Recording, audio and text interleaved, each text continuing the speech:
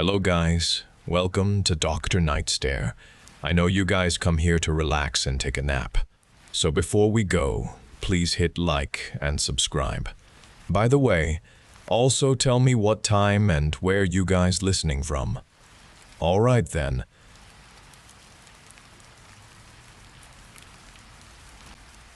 The rain hammered the windshield, a relentless drumming that had become the only sound I registered for what felt like an eternity.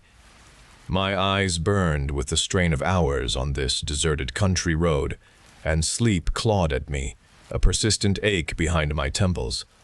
I clenched the steering wheel, pushing through the brutal storm that had only grown more violent with every passing mile.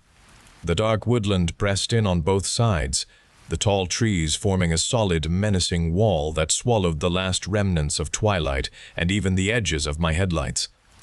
I fought to keep the car moving straight through the blurry tunnel of the downpour. The air inside the car felt thick, a stifling weight despite the cold that seeped in from the storm.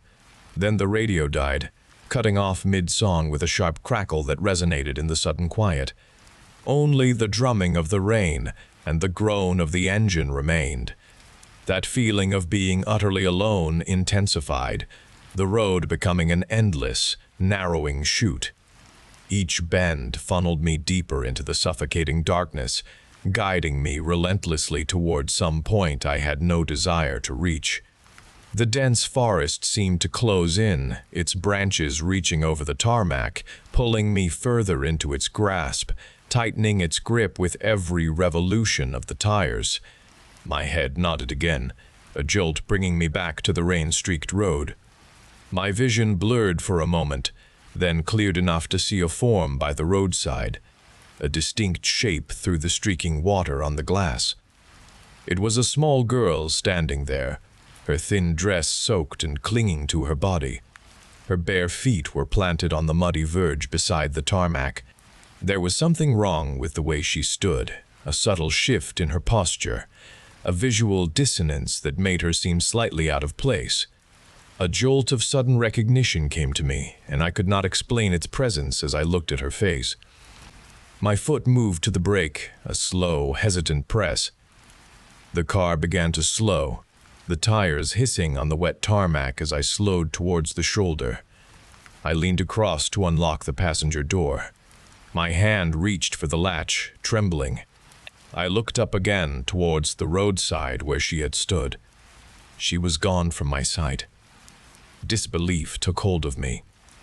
Then a sharp rap sounded on the driver's side window. I flinched back against the seat, my heart surging in my chest. The small girl stood there, her face pressed against the glass, her dark hair plastered to her forehead.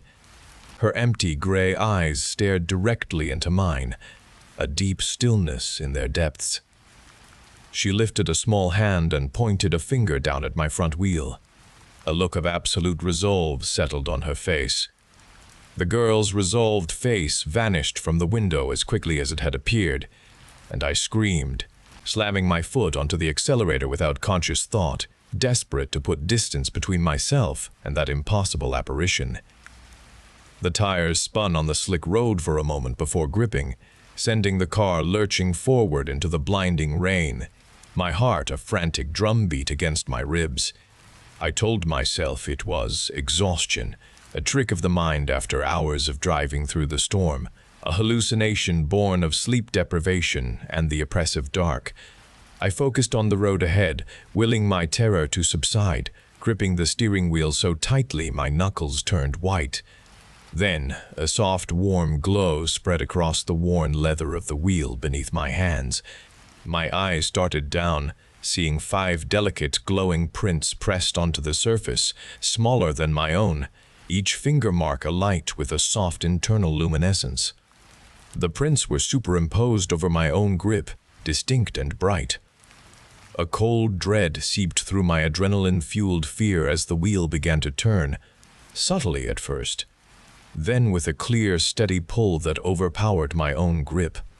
The car veered to the right, leaving the narrow, winding path of the country road, guiding me onto what appeared to be a rougher track through the trees, illuminated now by a distant, expanding light cutting through the downpour.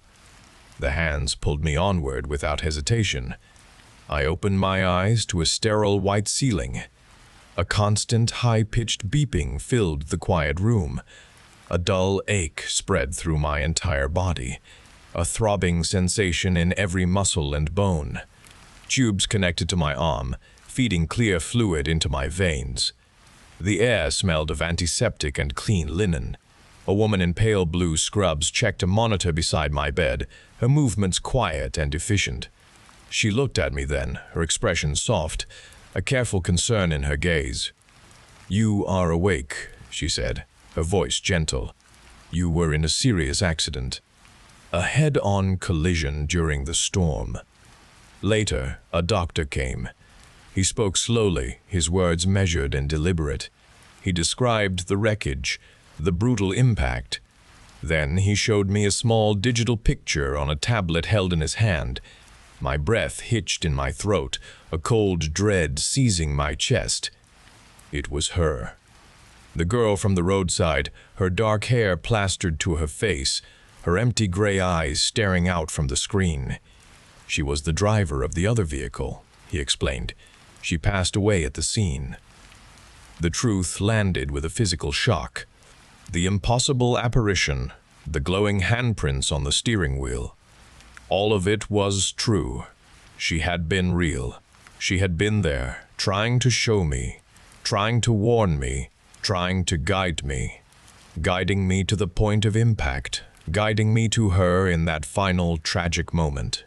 Every terrifying detail, every impossible sensation, clicked into a horrifying concrete reality.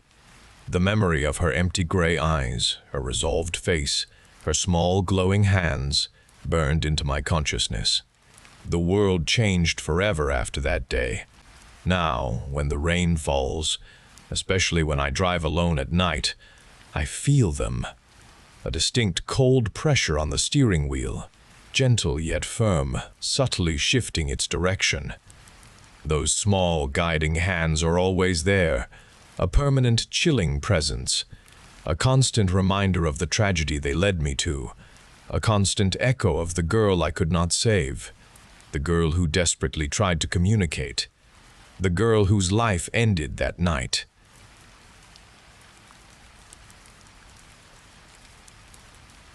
I watched Astrid's face brighten each time she walked into a room. I felt more alive whenever she was near. The quiet moments with her, just laughing about nothing, held a great importance I never dared to speak aloud. I loved Astrid completely. This was a secret I guarded carefully. I accepted this quiet truth for a long time. Then Adam arrived. My best friend Astrid brought him to our favorite cafe one Tuesday afternoon. He was tall. His eyes were dark and sharp. He had a smile that commanded attention. He wore a suit that fit him perfectly. It showed his powerful build. His voice was smooth, a rich baritone that filled our small booth. He spoke easily, telling entertaining stories about travel and art. I was initially caught by his confidence and the easy way he made Astrid laugh. She glowed beside him. He captivated her completely. I watched them interact and understood why she was so drawn to him. He possessed a powerful presence. Adam bought us all drinks. He insisted on the most elaborate lattes. He pulled out his card. It was sleek and silver. He did not glance at the price. "Only the best for my Astrid," he stated, his eyes on her. I noticed a subtle harshness in his tone then. He gave a dismissal in his glance as the server walked away. It was a brief flicker, quickly masked by his charm. I observed it clearly. As weeks passed, Adam became a frequent presence. I began to see past his captivating behavior. He always spoke of grand plans and expensive tastes. He talked about his vintage car collection and his sprawling estate overlooking the ocean. He made casual comments about people who settled for less or who did not understand true quality. One evening, during a dinner at Astrid's small apartment, he looked around at her decorations. They were modest and carefully chosen. "Cozy," he stated, the word carrying a clear judgment. He then launched into a story about renovating his own penthouse. He detailed the cost of custom-made Italian marble. My chest tightened. He spoke to me once about my job as a librarian. A noble pursuit, he'd said. His lips curved into a smile that did not show in his eyes.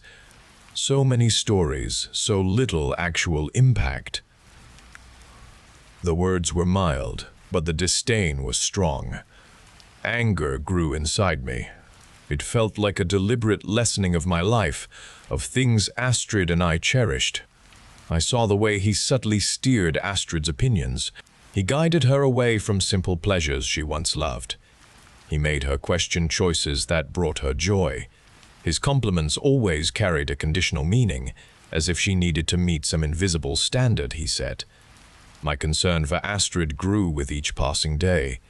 The man who had initially charmed everyone now revealed a calculating, unfeeling demeanor. I worried for Astrid, for the bright, independent spirit I loved. I worried about her future with him. I felt it was changing her. It moved her away from who she truly was. The news came like a sudden gust, chilling me despite the late spring warmth. Astrid called me. Her voice vibrated with a joy that felt alien and distant. Adam had proposed. She said yes. The wedding would be in 3 months. Everything moved with a disorienting speed. Plans materialized overnight. Venues were booked. Designers were hired. Astrid, once so deliberative, swept along by Adam's insistence, made swift, decisive choices. She looked at me, her eyes shining, asking for my help with invitations. She did not see my clenched hands. I watched her, a knot forming in my stomach. She was happy, undeniably so, but her happiness felt constructed by Adam. He dictated every detail, every decision. His presence loomed over the preparations. He oversaw everything. He even chose the flowers, not letting Astrid have a say. He explained to her that she did not understand true aesthetic. He smiled when he said it. She just laughed. I saw her fading, her preferences shrinking to fit his grand design. I felt a growing sense of helplessness. My words remained unspoken. My warnings stayed trapped behind my lips. One evening, Astrid asked me to be her maid of honor. Her eyes, still filled with that new Adam-generated radiance, looked expectant. My first instinct was to refuse. I wanted to escape the charade. I wanted to shield myself from the inevitable pain. But I saw the plea in her eyes. I clung to a desperate hope. I imagined that by staying close, I could somehow pull her back. I could remind her of herself. I could preserve the last fragments of our friendship. I forced a smile onto my face. I accepted. The day of the wedding arrived. It was a spectacle of excessive wealth and calculated grandeur. The venue, a sprawling estate on a cliff overlooking the ocean, gleamed under a bright, indifferent sun. Gold leaf adorned every surface. Chandeliers, hundreds of them, dripped crystals from the high ceilings of the ballroom. Thousands of white roses perfumed the air. Waiters moved silently, carrying trays of champagne and exotic delicacies. Guests, dressed in expensive gowns and sharp suits, spoke in hushed tones. They admired the sheer scale of the event. Everything was perfect. It felt like a stage meticulously set for a performance. I stood beside Astrid, adjusting the lace on her gown. Her dress, designed by a famous Italian couturier, shimmered with pearls and diamonds. She looked breathtaking, a porcelain doll, almost too perfect. Her beauty felt fragile. Adam stood at the altar, his posture rigid, his gaze sweeping over the assembled guests with a possessive air. His eyes settled on Astrid. A slow, chilling smile spread across his face. It was not a smile of love. It was a smile of absolute triumph.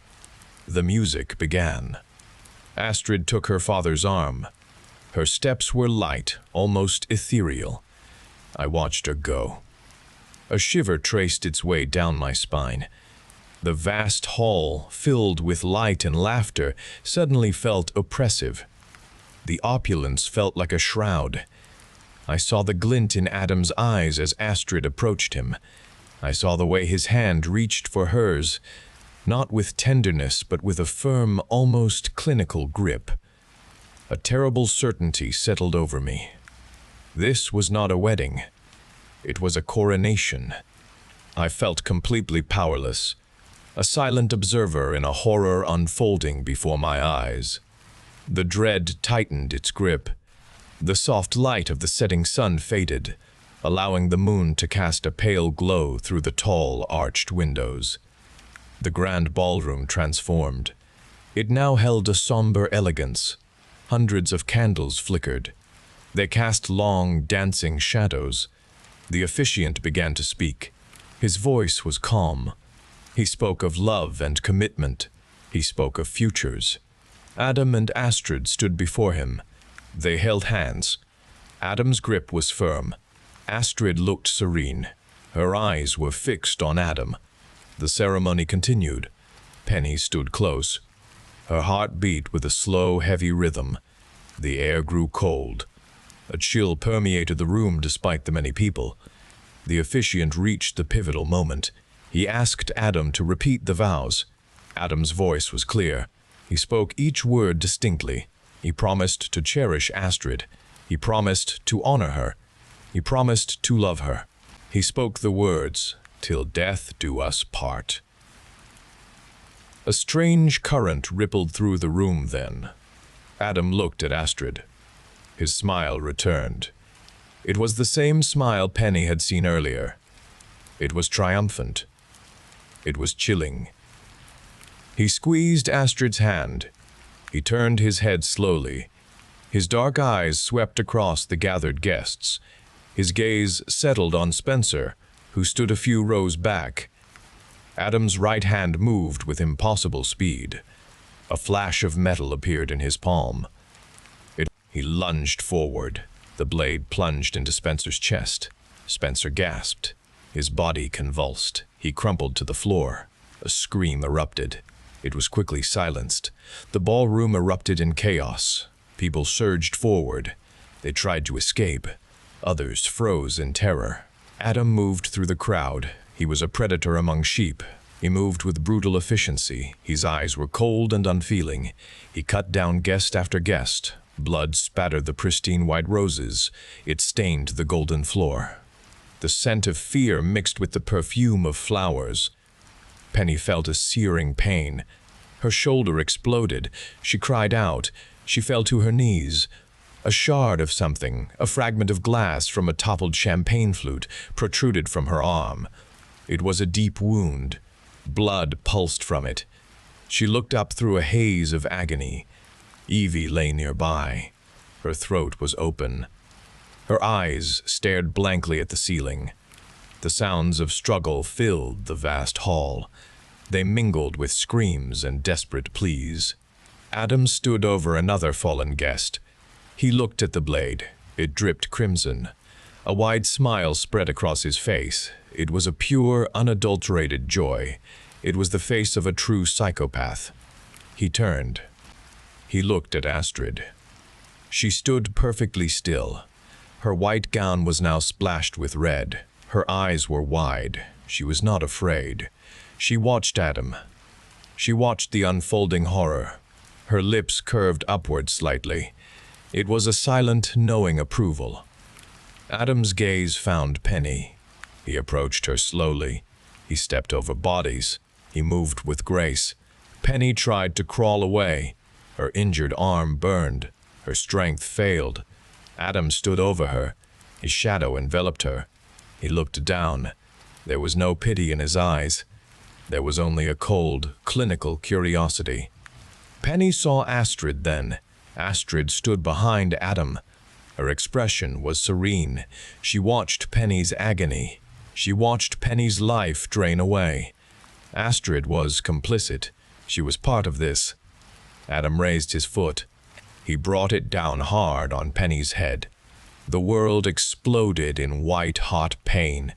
Darkness consumed her. The sounds faded. The agony ceased. Penny fell into nothing.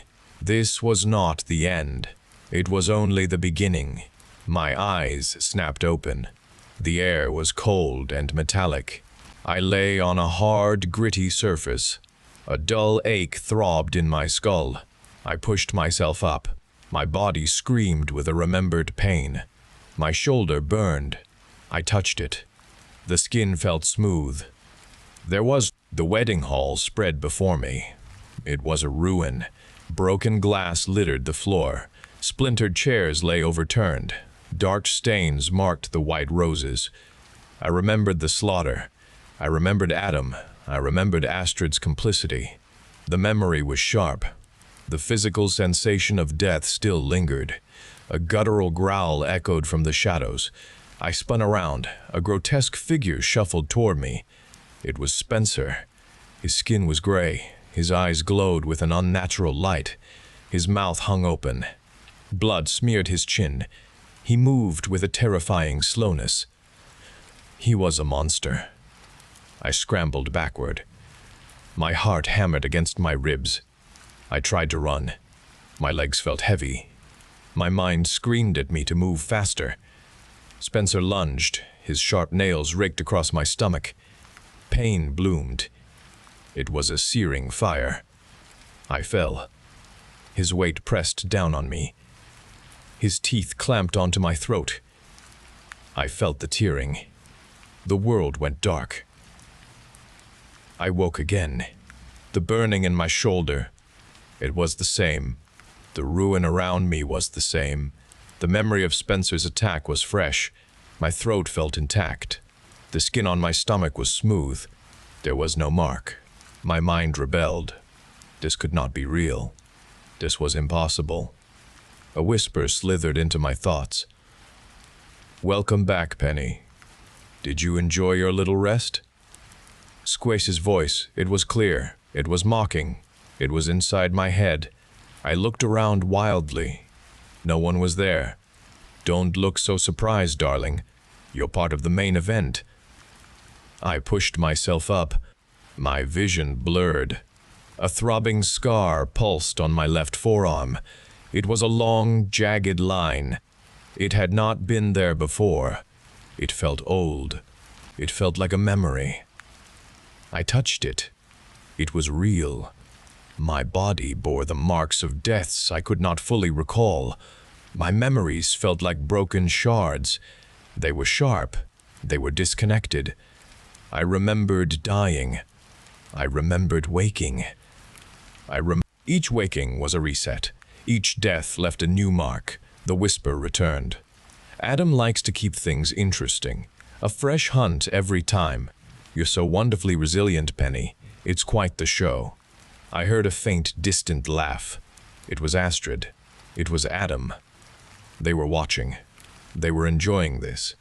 My suffering was their entertainment. I stumbled through the devastated ballroom. The air vibrated with an unseen energy. It felt wrong. It felt twisted. I saw Evie's body again. Her vacant eyes stared upward.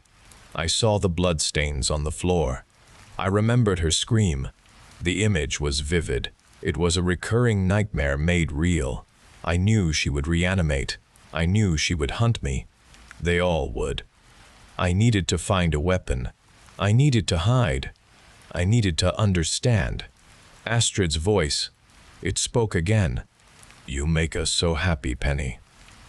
Every time you scream, every time you fall, our love grows stronger. It's a magical bond, you see, forged in your despair." The words were cruel. They were cold. They were real. I saw a glint under an overturned table. A silver dinner knife lay there. It was small. It was dull. It was all I had. I grabbed it. My hand trembled. The scar on my forearm pulsed. My heart pounded. I was a player in a game I did not choose. I was the hunted. My death was not an end. It was a reset. It was a performance. I heard a shuffle behind me. A low moan escaped a ruined cluster of white roses. A figure emerged. It was a woman. Her dress was tattered. Her eyes were empty. It was Evie. She moved with a jerky, unnatural gait. Her hands twitched. She stalked toward me. Her face was a mask of death. I backed away. My grip tightened on the knife. My mind raced. I knew how this would end. I knew what would happen. I would die. I would wake again. My memories would be fragmented. My body would carry another scar. This was my hell. This was their game. Evie lurched forward. Her mouth opened. A raspy sound escaped her throat. I tried to dodge. My foot slipped on a patch of blood. I fell. The knife flew from my hand. Evie was on me. Her hands closed around my neck. They were cold. They were surprisingly strong. My breath hitched. My vision swam. Darkness crept in at the edges. Astrid's voice echoed in my head. Such drama, Penny. Simply divine. Sickening chuckle followed. I felt Evie's grip tighten. The air left my lungs. The pain was immense. My life ebbed away again. The world faded to black. I knew I would wake up. I knew the game would continue. I was trapped. I was their entertainment. My agony was their fuel. This was my endless loop. I woke on a cold, smooth floor. The metallic tang in the air was sharper here. A thick glass barrier stood before me. It separated me from another room. Astrid waited there. Her white gown was pristine. Her hair shone. Her lips curved upward. Her eyes gleamed. A knowing smile settled on her face. Her voice entered my mind. It was clear and mocking. "Welcome back, Penny. You understand now, do you not?" My memories surged clear now. I saw the loop. I saw the deaths. I saw the scars. My suffering fueled them. My agony strengthened their twisted bond. I was their entertainment. I was their entertainment. I was the core of their horrifying ritual. Astrid's smile widened. The glass barrier before me began to dissolve. It faded into nothing. The sterile room warped. It melted away into a vast. The air grew heavy. A low growl echoed from the shadows. Spencer emerged. He moved with a jerky, feral gait. His skin was gray and torn. His eyes glowed with an unnatural hunger. His mouth hung open. It dripped saliva and blood. He was a monster, a puppet, a weapon. He was here to end me again. My body froze. My muscles refused to move. I tried to scream, but no sound escaped my throat. Spencer lurched forward. He moved with surprising speed. He was on me in an instant. His hands clamped around my shoulders. His teeth ripped into my flesh. Pain, immense and immediate, exploded through me. He tore at my stomach. He consumed me. My screams were internal. My vision blurred. Darkness rushed in. This death was final and absolute. There would be no awakening. There would be no reset. I heard laughter then.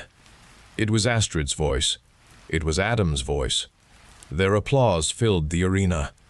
The sound was distant and clear. It came from above me.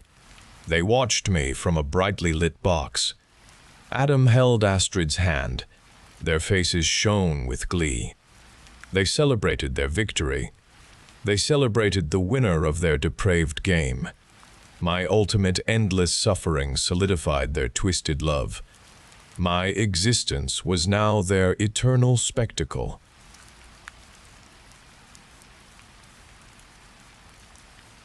The air in the tent pressed cold and heavy against my skin. Outside, a branch cracked under weight. It was just ice, I told myself, the first sign of the snowstorm promised before dawn. But my heart still pounded inside my chest. I pulled my sleeping bag tighter, muffling the sounds of the night. Mark's birthday celebration felt wrong this year. He seemed to notice nothing wrong. I heard the cheerful shouts of my friends around the campfire. Their laughter carried through the canvas walls. They were happy. They did not worry about the snow trapping us here on the mountain. They did not worry about the things the deep snow hid. They did not worry about what walked through such snow. I knew what walked in it. My muscles stayed clenched. My stomach was a knot. Every dark shadow cast by the weak lantern inside my tent seemed to shift.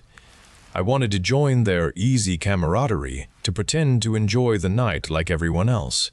I wanted to forget the old stories. I wanted to forget the way the wind sometimes sounded when it gathered speed. It sounded like a choked cry. I wanted to forget the way new snow-covered tracks. The cold seeped through the thin tent floor. It felt wrong. The park ranger's warning about the incoming blizzard had been clear. A whiteout was coming. Where a blizzard raged, there always existed a terrifying possibility. A twig snapped outside. It sounded close. It sounded deliberate. My breath caught in my throat. I pushed my face into the coarse sleeping bag material, trying to block the noise, but my ears strained, listening. The campfire crackled, a warm sound, but it offered no comfort. Sarah sang a familiar, silly song, off-key and unaware. How could they remain oblivious to the cold, encroaching dread? I closed my eyes, picturing the impossible movement of it, that terrible, uneven gait. The twisted walker. Just the name itself made my skin crawl with revulsion. It was a story. More than a story. It was a lingering memory. I listened for the specific rhythm. It was uneven. It made a distinct scrape and drag. The sound was impossible in nature. It was real in my experience. My mind raced, calculating the distance to morning light. It calculated the expected depth of the snowfall. Each passing second stretched for a long time. I knew I needed sleep. I knew sleep would not come. I would lie awake all night, listening. I would listen for its slow approach across the deepening snow. I always did. My mind slipped away from the cold tent and the current snow falling outside. It went back to the sweltering heat of summer. It went back to Camp Hashawa. The first time I ever heard the name, I sat around a fire much like this one. I was 13 years old. Smoke from the logs drifted into the humid night air. My bunkmates and I gathered close, wrapped in thick blankets despite the warmth. Counselor Dave, a lanky college student with a theatrical streak, always started his ghost stories with the same somber tone. He told us about the spirits of the old logging camp. Hashawa had been a logging camp long before it was a summer retreat. He would build the suspense slowly. Then he would drop the name, the Twisted Walker. The stories all followed a pattern. A lonely logger, lost in a blizzard, froze to death. He then came back, twisted by the cold, walking backward, legs inverted. He wandered the woods. He looked for company. He never found it. He only dragged more lost souls into the snow. It was a terrifying tale for children. We shrieked at the right moments. We pretended to be scared. Most of us just enjoyed the thrill of a good ghost story. The camp was a fun place. It had canoes and archery and campfire songs. It felt like a safe place. I felt the initial stirrings of unease. It was a story designed to frighten. It worked on me more than on the others. A persistent chill settled in my stomach. That first night back in our cabin, the usual giggling and whispered secrets died down quickly. I heard the wind outside the wooden walls. It whistled through the pine trees. It sounded different that night. It seemed to carry a strange rhythm. It was a scrape. It was a drag. It was a pause. Then it repeated. It came from the direction of the old, unused trails behind the mess hall. I pulled my sleeping bag over my head. I told myself it was just a branch. I told myself it was an animal. I tried to dismiss it, but the sound was too consistent. It held an unnatural pattern. It came and went. It sounded too precise to be natural. The next morning, a few of us decided to explore those old trails. We found something. We found tracks in the soft earth near the creek bed. They were large. They were definitely human-shaped. but they pointed in the wrong direction. The toes faced the creek. The heels faced the way the creature had come. The footsteps were long strides. One foot left a clear, deep impression. The other foot left a shallow, dragged mark. They were exactly as Counselor Dave described in the story. They were the tracks of the twisted walker. My blood ran cold. My friends scoffed. They said it was an older kid playing a trick. They said it was a bear with a strange gait. I knew better. I felt the truth deep in my gut. The playful fear solidified into something colder, something real. The years passed. The legend of the Twisted Walker became a private fear for me. It was a memory I tried to push away. Camp Hashoah remained open for years after my last summer there. Then the news started. It came in hushed tones at first. A hiker went missing on the old trails. Then another. A camp counselor vanished during an overnight patrol. There were no bodies found. There were no leads. There was only the expanding circle of fear in the local community. The police found strange tracks near the last known locations of the missing people. News reports avoided specific details, but the descriptions resonated with the childhood memory of those creekbed tracks. They were uneven. They showed a peculiar drag. They went backward.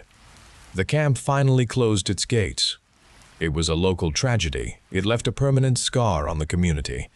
What was once a place of childhood fun became a place of deep dread. The Twisted Walker was no longer just a campfire story. It was a chilling reality. It was an explanation for the unexplained disappearances. It confirmed my youthful terror. The fear did not diminish with age. It deepened into a persistent awareness. The creature was real. It still walked the dark woods. It still made its uneven journey through the snow. This knowledge had settled into my bones. It became a constant companion.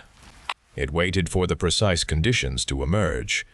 It waited for nights like tonight. It waited for the blizzard to cover its passage. The dread that gripped me now was not a child's silly fear. It was the absolute certainty of an adult who knew what truly lurked beyond the tent. The official stories about Camp Hashoah always downplayed the real reasons for its closure. They spoke of financial difficulties or environmental concerns. The real reason circulated in whispers. It circulated in hushed tones after dark. It spoke of a group of hunters. They had gone to the closed camp. They wanted to kill the thing that lived there. Elias was one of them. He was a veteran woodsman. He knew the trails. He knew the deep woods. His daughter Clara went with him. She had grown up in the woods. She knew how to track. She knew how to track. She knew how to shoot. Elias always said she was the best shot in the county. They were not alone. 2 other men joined them, older friends of Elias. Thomas was a quiet man. He moved like a shadow. Robert was loud. He joked often. They all believed in the creature. They called it the Walker. They wanted to end its reign of terror. They drove a beat-up pickup truck to the old camp gates. The no trespassing signs hung crooked. The gates themselves were chained shut. Elias cut the chain with a bolt cutter. He did not hesitate. The air held a cold stillness. The trees stood bare. They parked the truck near the old mess hall. The building looked empty. Its windows stared out like vacant eyes. They set up a small camp inside the mess hall. They laid out their gear. They checked their rifles. They prepared for a long hunt. They knew the creature favored the deep snow. It favored the blizzard conditions. It favored the darkest nights. They hoped to find it before the worst of the winter arrived. They wanted to draw it out. They would hunt it. The first day they spent scouting. They walked the old trails. They walked the paths near the creek. They looked for tracks. They found nothing at first.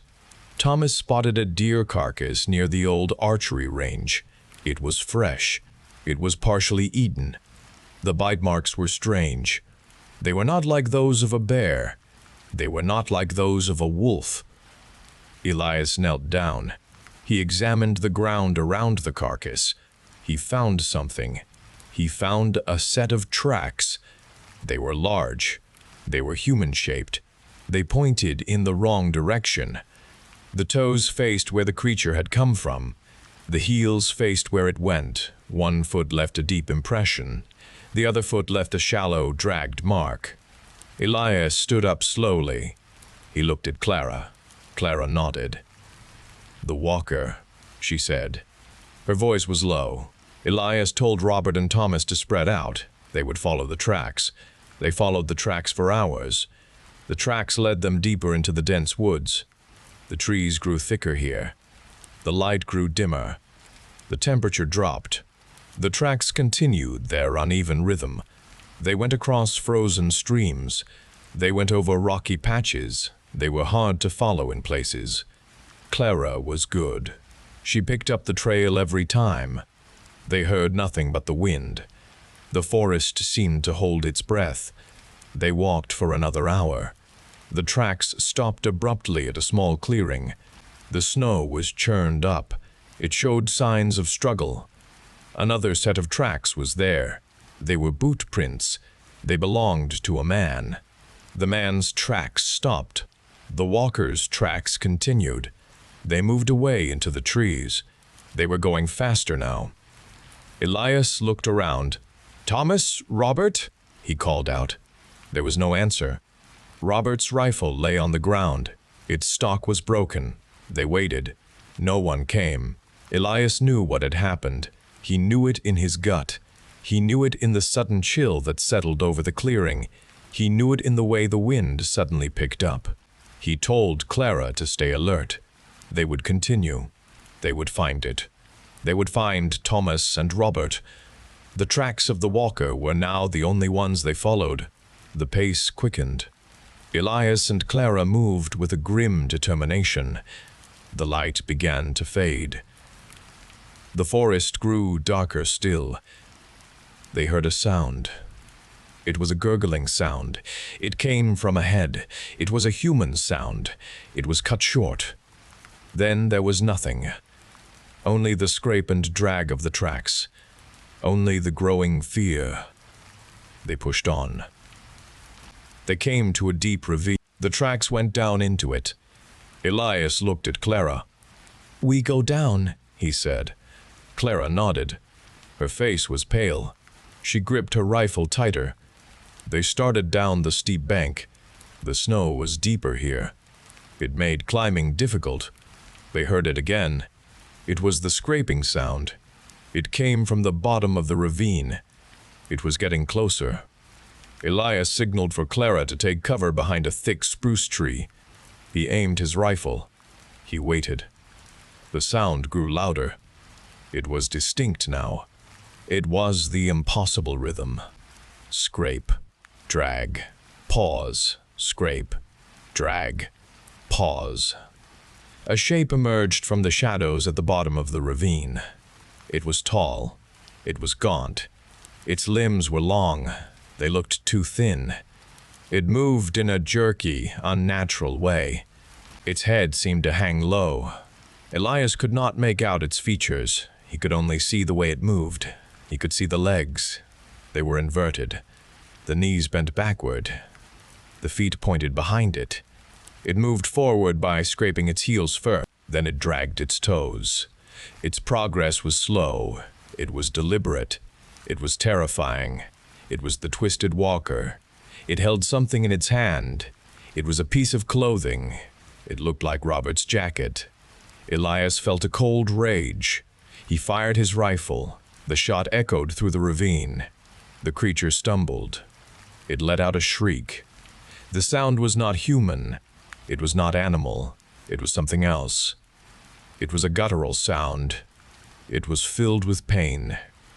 It turned toward them. It turned its whole body around. Its head was still low. Its gait remained backward. It moved fast now. It moved with a strange speed. Elias fired again. The creature moved with unnatural agility. It seemed to dodge the bullet. It came up the ravine bank. It came toward Clara's position. "Clara, move!" Elias shouted. Clara was already moving. She fired her own rifle. Her shot hit the creature. The creature paused. It paused for a split second. That was all it needed. It lunged toward Clara. Elias fired another shot. It was too late. The creature was on her. It was a blur of motion. Clara screamed. Her scream was cut short. Elias fired again. He kept firing. He emptied his magazine. He aimed for its twisted legs. He aimed for its chest. The creature let go of Clara. It fell back into the snow. It lay still. Elias ran toward where Clara had been. He ran to the spot where she had fallen. The snow was disturbed. Her rifle lay on the ground. Its stock was broken. There was no sign of Clara. There was no blood. There was nothing, only her footprints. They stopped abruptly. Elias searched frantically. He searched the snow. He searched the trees. He searched the ground. He found nothing. Only the tracks of the twisted walker. They went away from the ravine. They went into the deepest parts of the woods. They were heading north. They were going fast. They were carrying something. The tracks were deeper now. The drag mark was more pronounced. Elias stood alone in the darkening ravine. The creature lay still in the snow at the bottom. It was broken. He had killed it. He knew he had killed it. But it had taken Clara. It had taken Thomas. It had taken Robert. He stared at the creature. Its limbs were mangled. Its head was still bent at an awkward angle. He looked at its feet. They were truly inverted. The toes curled under. The heels were at the front. It had walked its whole life backward. It had dragged its way through the world. It had dragged Clara away. Elias felt a cold, empty despair. He had come to hunt it. He had come to stop it. He had lost everything. He had lost his daughter. He had lost his friends. He had only this victory. It tasted like ash. He stood there for a long time. The night grew cold. The snow began to fall again. It covered the tracks. It covered the blood. It covered everything. It covered the truth. He never found Clara. He never found Thomas. He never found Robert. He just returned. He brought back the story. He brought back the dead creature. He told them about the inverted legs. He told them about the backward gait. He told them about the screams. He told them about Clara. The creature was real. It was dead. But the price was too high. The story became a new legend. It became a chilling warning. It became a new reason for the dread. The news spread through the small town. Elias brought back the creature, claiming its death. He displayed its mangled body. The twisted walker was gone. The camp would reopen next summer. They would remove the no trespassing signs, and they would fix the broken gates. Children would return to Camp Hashawa. They would learn to canoe, shoot arrows, and sing around the campfire. The fear should have lifted. It never lifted for me. My own fear remained. It was a cold, hard lump in my chest. It was a constant pressure. I heard the official pronouncements. I heard the hopeful words of the town mayor. I heard the plans for renovation. None of it reached me. None of it changed the deep certainty in my bones. I knew the creature.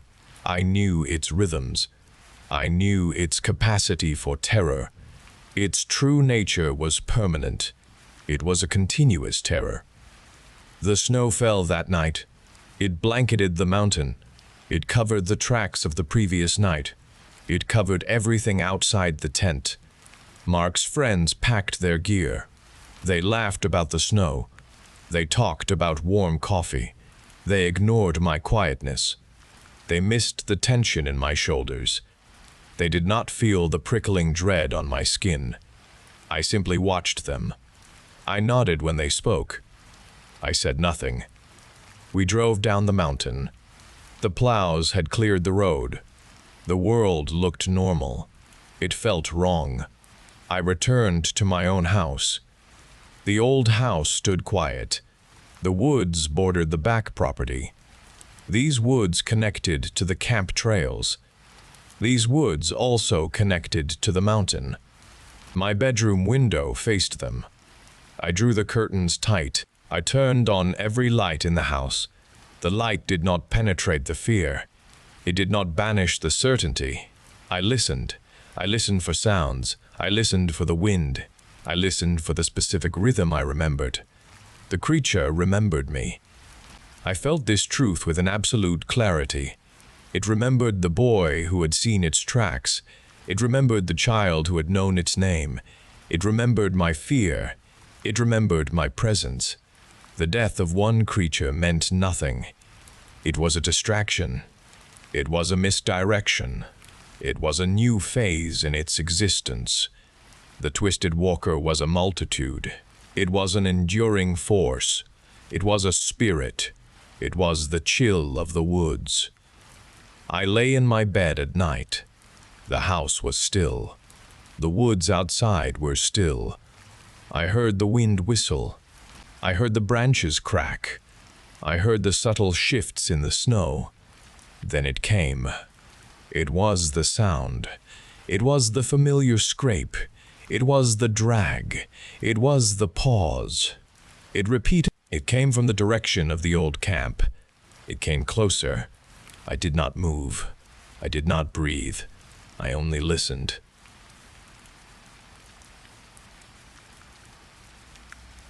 My day always ended with pie. It was a firm truth, a constant in the world, and I knew its familiar scent and comforting taste. The fork slid through the flaky crust and soft fruit filling. Each bite brought deep satisfaction. My world felt dependable with pie, built through years of consistent enjoyment. Every evening, this ritual affirmed an unchanging order. I took another slow bite, savoring the warmth on my tongue. Then an image of buttercream appeared. It was dense white, sugary, and a distinct flavor surfaced, sweet and rich. I could almost feel its smooth texture melting away. A vague unease stirred within me. This intrusion felt strange, a foreign element touching something held dear. I tried to dismiss the thought, focusing on the familiar tartness of my apple pie. The image of the cake did not fade.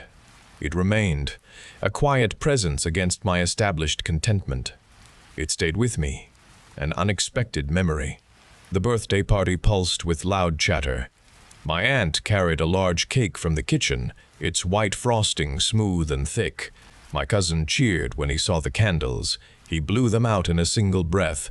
Slices of cake were passed around the table. The sweet smell drifted towards me. I watched the creamy frosting, its soft texture visible. My chest tightened a little. Everyone around me ate with open enjoyment. A slice of cake landed on the plate in front of me. I looked at the moist crumbs, the rich buttercream.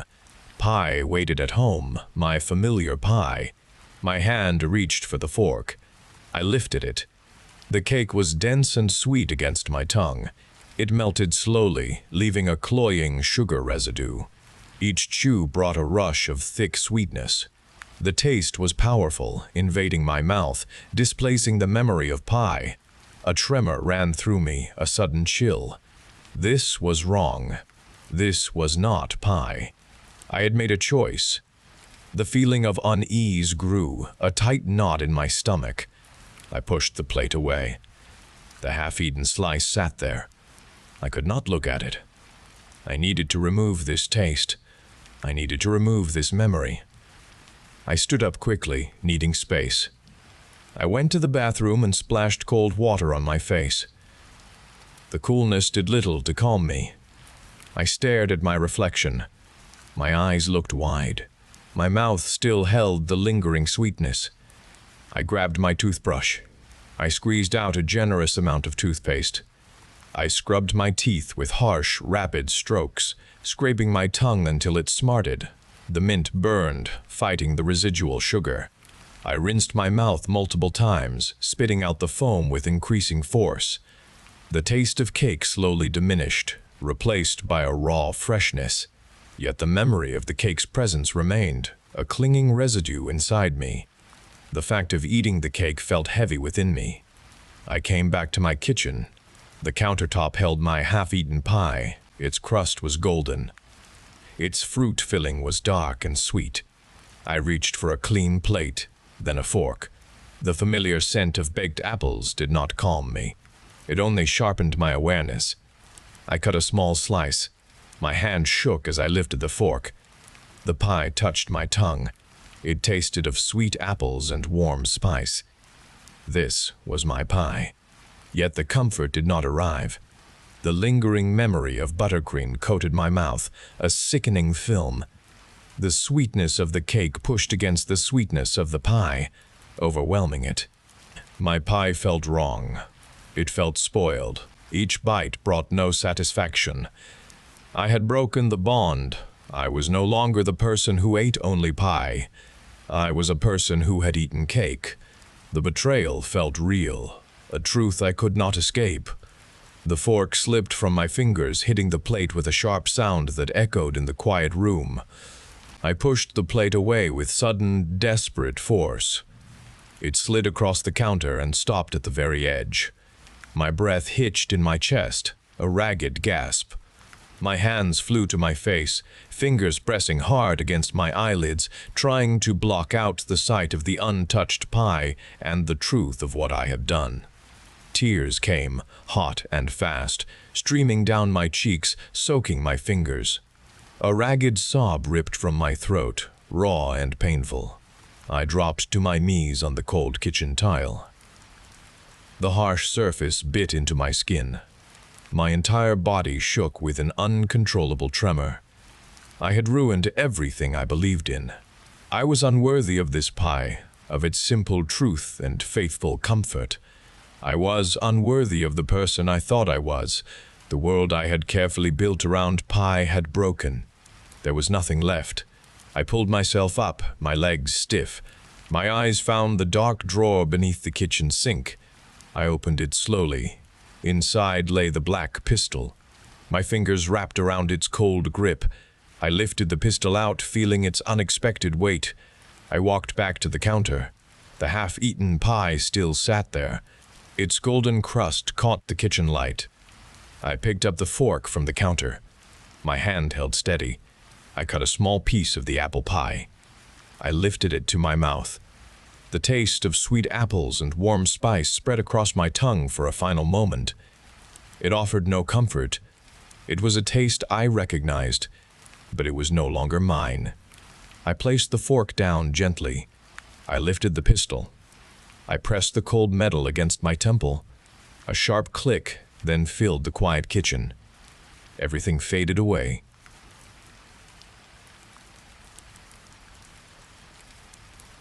The cold metal bit into my wrists, cutting deep into my skin. My father's strong hands clamped down on my head, pressing hard on my temples, and a searing pain shot through my skull. He muttered words I did not understand, but the harsh sounds themselves pressed against my brain. I could not move my legs or my arms, held fast by the chains binding me to the concrete pillar. My body arched against the restraint, a futile struggle. He spoke about the evil inside me, his voice rough and certain. He called me a shapeshifter, a monster from ancient family stories, a terrible curse that had taken hold. He believed he was performing an exorcism, driving out whatever possessed me. My father's eyes burned with a desperate fire, convinced of the evil within my form. I feared his next action would bring my end. My throat stretched, but no sound escaped my lips, only a dry gasp. I waited for the final blow. A gasp tore through the air above me, and then Una stood at the top of the basement stairs, her eyes wide as she saw my bound form. She pleaded with our father, her voice shaking, asking him to release me from the chains. Our father's face hardened, and he threatened her, saying police involvement would ruin our family and take her away. Una's shoulders sagged, and she retreated back up the stairs. Her footsteps grew distant. My last hope vanished with her, and I knew then that my death was certain. The next morning, a sound from the basement door jolted me awake. Footsteps descended the stairs. My father stood at the bottom, his clothes dark with blood. He cursed, kicking a concrete piece near my feet. "Damn her," he said, his voice thick. "She fought me. She would not let go of the keys." A tremor ran through his frame. His jaw wavered. His eyes were wide, too bright. The transformation began. His skin stretched, his features softened, his body shrank. Shoulders receded, neck thinned, and his voice, which had just been angry, cracked and became Yuna's. My father's form dissolved, and before my eyes, it was Yuna. She stood, trembling, covered in blood. Her eyes stared at her bloody hands, then back at me. They showed recognition. "I just wanted the keys for you," she whispered, her voice choked. "Mom would not let me," she screamed. "I did not mean to, Jamie." I got scared, and then I changed. I ate her. Her words remained. "It is me," she choked, tears mixed with blood on her face. "I am the monster. I am the curse." My chains held me tight against the cold pillar. I looked at Yuna, standing there in our father's shape, stained with blood. Her shoulders shook with deep sobs.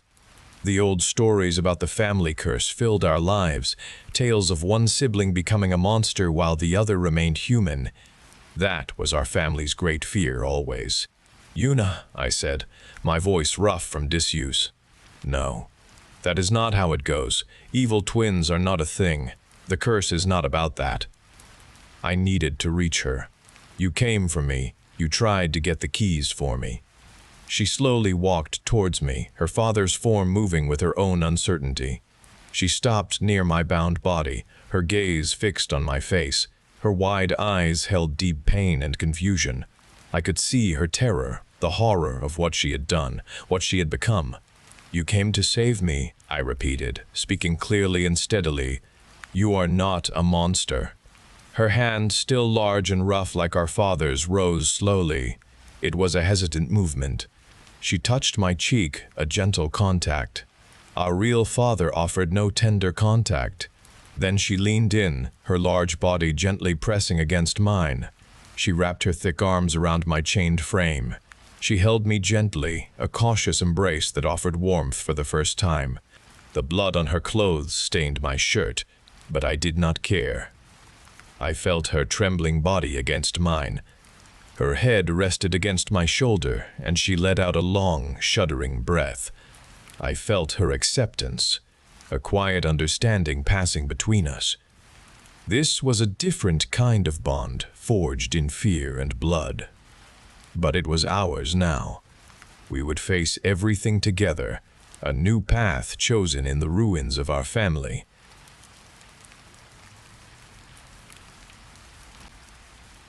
My brain tried to leave my head every morning. I pressed both palms hard against my temples, pushing back the relentless pressure, a throbbing sensation that threatened to breach the thin skin above my ears. It was a constant fight, an exhausting effort to keep my thoughts contained, a daily ritual for every half like me. My fingers ached from the effort, a persistent dull throb that had become a part of my existence since birth. The struggle was not just internal. Every movement, every sudden turn of my head required conscious control to prevent the disorienting shifts within my skull. A moment of inattention could mean searing pain or a momentary loss of control over my own body. I blinked, clearing the brief dizziness, and released my breath slowly. This small clinic room felt familiar now, smelling sterile and metallic, a scent I knew too well from endless, required visits. Nurse Anya moved around the examination table, her steps measured and deliberate, the rustle of her pristine uniform a quiet sound. I watched the subtle way her own hand drifted up, touching her forehead, a familiar gesture that held much meaning for me. Her eyes met mine briefly. A shared understanding passed between us without words.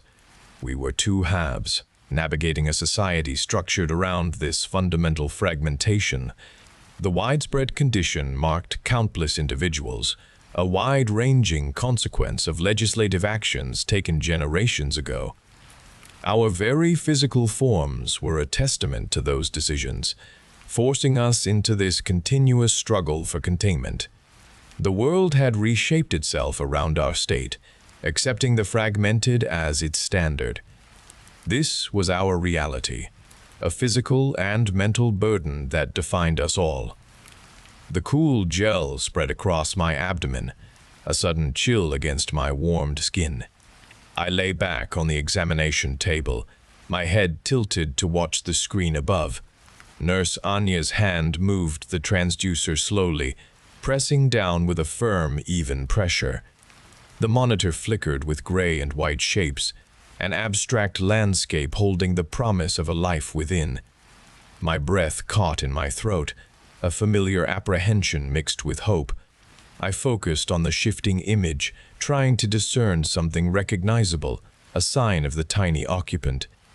Nurse Anya adjusted a knob on the machine, and a clearer shape resolved itself. Her voice was steady, professionally calm. "Here it is, Eleanor. Look closely." She pointed with the stylus to a distinct form, and what a strong one.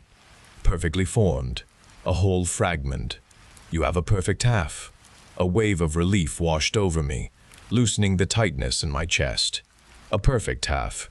The words resonated, a clear sense of validation and joy. My gaze fixed on the screen, a small, perfect outline appearing before me.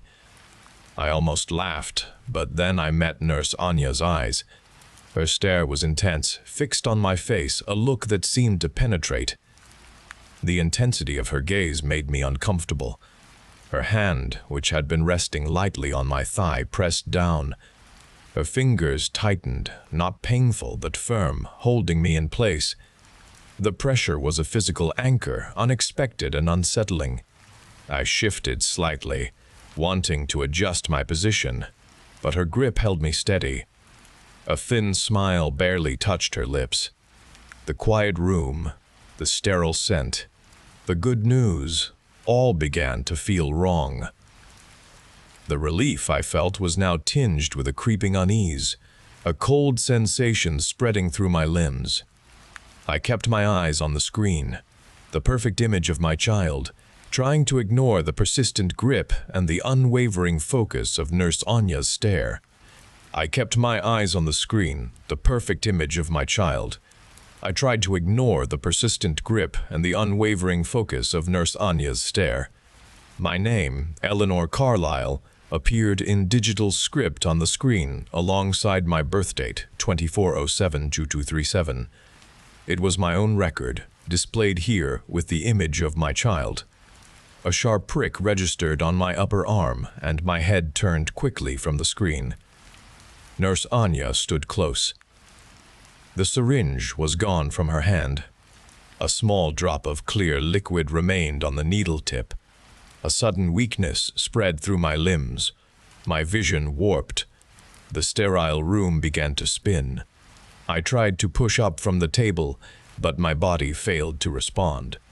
The constant pressure on my temples, the daily fight to contain my brain, dissolved into an unsettling lightness. It was a rapid descent. I knew then. The prick, the syringe, the sudden effect. Nurse Anya's face, unyielding, was the last image I saw. The world. I woke slowly, an ache pressing behind my eyes. The room was bright, sterile white, and smelled of antiseptic. My head felt heavy against the pillow. I tried to lift my hand, but my arm felt weighted, resisting the effort, a strange inertia holding it down. My muscles felt slack, unused. A woman stood over me, impossibly tall and perfectly still, her form without the subtle shifts of a body fighting for containment. Her skin was smooth, unblemished, her hair pulled back tightly, showing no imperfection. She was whole. I knew this by her contained posture.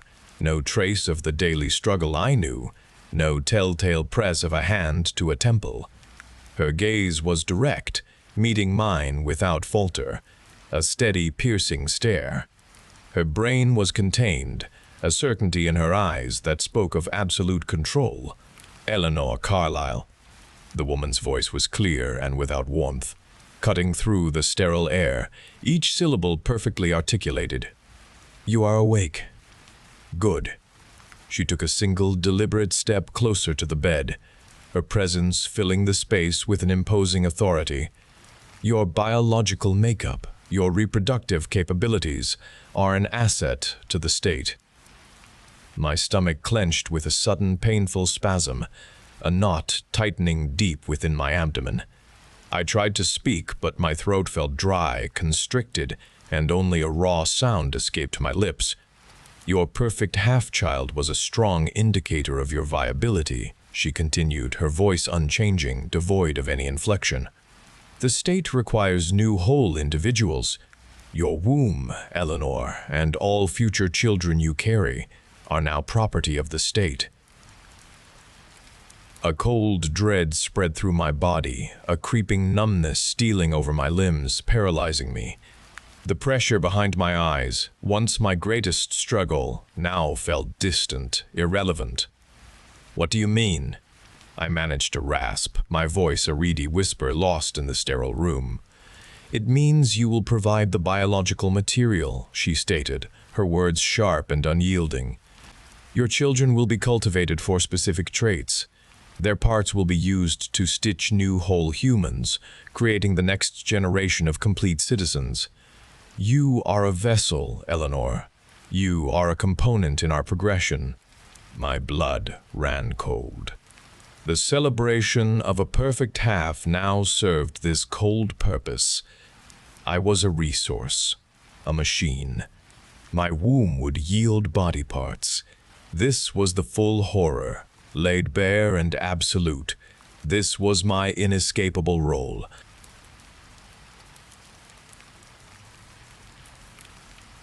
I sat in the plastic chair, the kind found in every community hall, and gripped my hands together in my lap. The room smelled stale, of old coffee and cleaned floors. 12 other people sat in a loose circle. Their faces showed the weariness of shared experience. When my turn came, I took a deep breath. My voice shook. "My name is Melody," I began, looking at the carpet. "It's been 4 months since I got out." Heads nodded. I felt their gaze heavy and knowing, without looking up. They understood the hollow ache behind my words. Their bodies remembered the fear. I started at the beginning, the night he took me, the 2 years that followed. I described the small room, the taste of dust in my mouth, the endless sameness of each day. I talked about the fear that gripped me. It never left. It tightened around my throat. I watched their faces. They mirrored my feigned pain. Their faces held a distant look, a haunted memory. They had been there too, in their own ways. Their eyes were not accusatory. They were sorrowful. I spoke about the day I escaped, the sudden opportunity, the frantic run through the woods, the taste of freedom mixed with terror. I did not elaborate on the details. I kept it vague for them to fill with their own nightmares. I saw a woman across from me press her lips together. A man next to her wiped his eyes with the back of his hand. They felt the pain of my story with me. "It took me 2 years," I finished, my voice dropping to a whisper. 2 years to find my way back. I looked up, meeting their gazes. They offered small, sympathetic smiles. One woman reached out and squeezed the hand of the person next to her.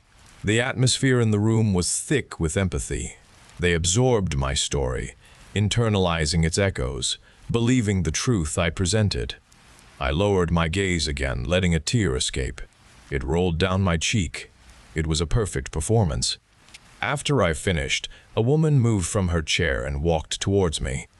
Her hair was short and dark. She had intense eyes. Her expression showed deep understanding. I recognized the same look I had just offered to the others. Her posture was calm, almost rigid. She stood before me. She offered me a tissue, though I no longer needed it. "My name is Gwen," she said. Her voice was soft and steady. I understand what you went through. I took the tissue and nodded slowly. Melody. We stood there for a long moment. The air around us felt thick, yet apart from the low murmur of other conversations. The other members of the group began to talk amongst themselves, their voices low. The atmosphere in the room shifted, growing lighter for everyone but us. Gwen looked at me, her gaze direct and unyielding.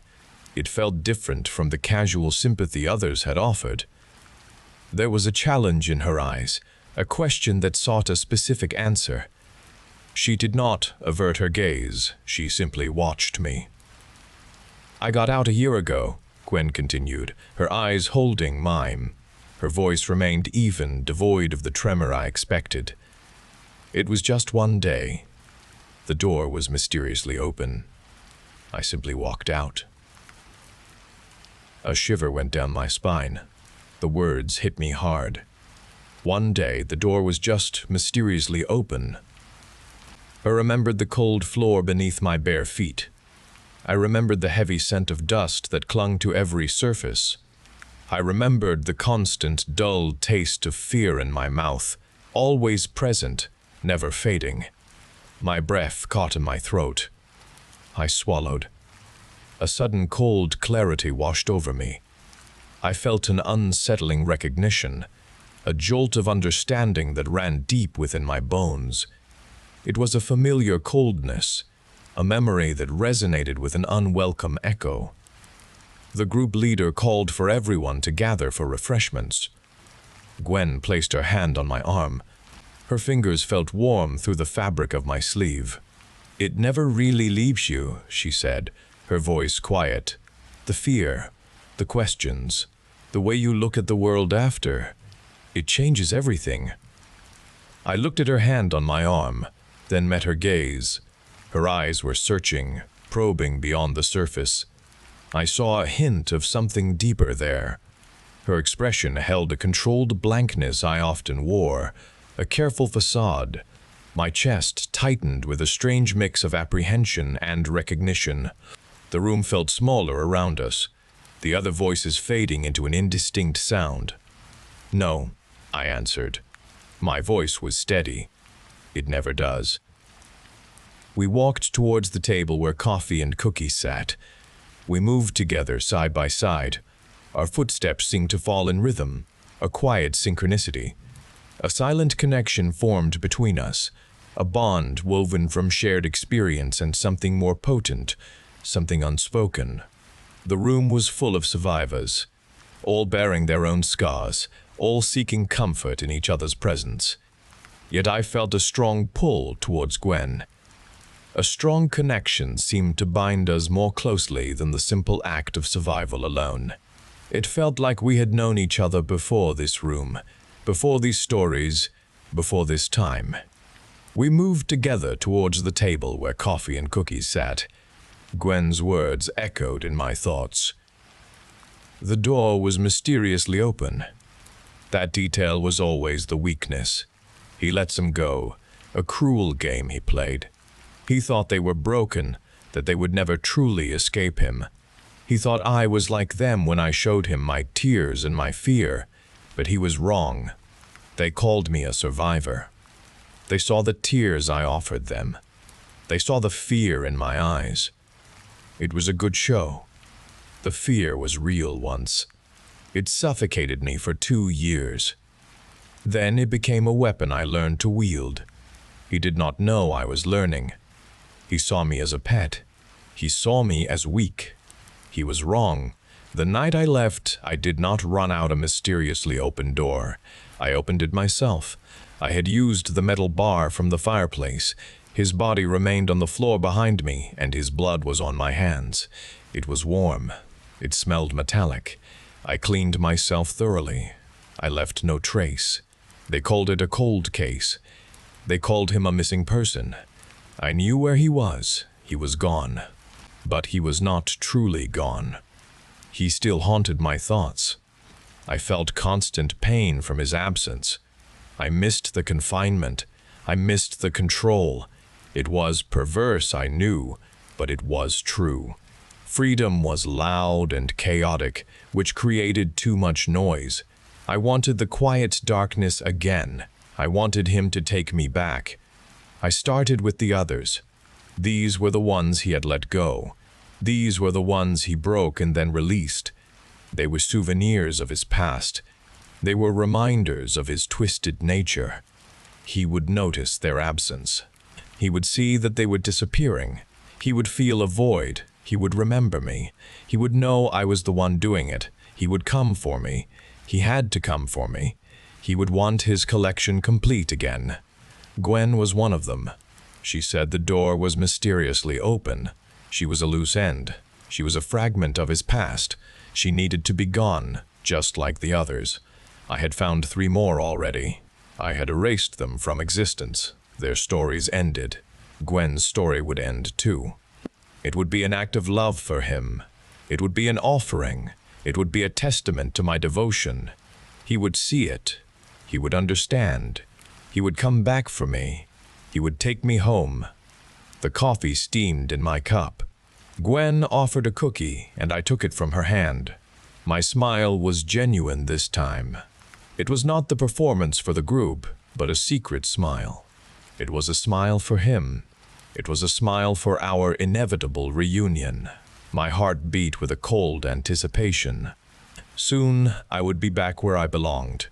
He would make sure of it.